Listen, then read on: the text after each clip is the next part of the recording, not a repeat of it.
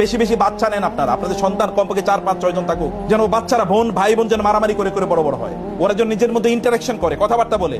এখন তো আপনারা স্লোগান বাইর করছেন, ছেলে হোক মেয়ে হোক, একটা বা দুইটা শয়তান হলেই যথেষ্ট। তো কেন আপনার 7, 8, 5, 7টা বাচ্চা কেন হবে না? কেন বোনেরা এখন বাচ্চা হলে আপনাদের প্রবলেম কেন? আপনি 8টা বাচ্চা যদি আপনাকে মা বলে ডাকে, আপনি চিন্তা করে দেখেছেন আপনার মার কয়টা বাচ্চা ছিল, আপনার দাদার কয়টা বাচ্চা ছিল, দাদির কয়টা বাচ্চা ছিল, নানির কয়টা বাচ্চা ছিল? দেখেন আপনি কেন তেমন হতে পারবেন না? আপনি জেল নেন, আপনি স্বপ্ন দেখেন আমি এমন সন্তানের মা হতে চাই যে সন্তানগুলো গোটা পৃথিবীকে কাঁপিয়ে দেবে। এরকম একটা সন্তানের মা হতে পারলে আপনার আর কি লাগে? ফেরেশতারা আপনাকে স্যালুট করবে, মানুষ আপনার নাম ধরে বলবে অমক মায়ের সন্তান।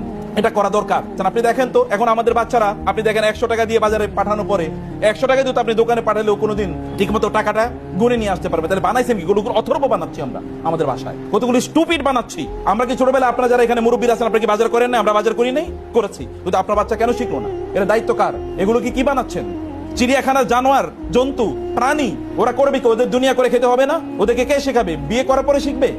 ওদেরকে এখনই করেন। আল্লাহ রাসূল সাল্লাল্লাহু আলাইহি ওয়াসাল্লাম তাই করেছেন, বাচ্চাদেরকে তাই শিখিয়েছেন। তিনি আনাস রাদিয়াল্লাহু তাআলাকে পাঠিয়েছেন বাজারে, যাও এটা কিনে নিয়ে আসো, ওইটা কিনে নিয়ে আসো, এটা করেছেন। এটা আপনাদেরকে আমি কেন এই কথা বলছি?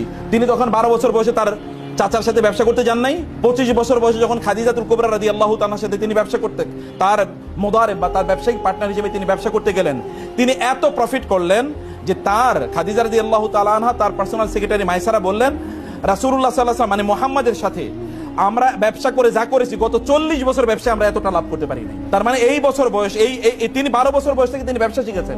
আপনাদের সন্তানদেরকে সমাজে রেসপন্সিবল হিসেবে বানান, ওরা যেন বুঝে, ওরা যেন সমাজটা বুঝে।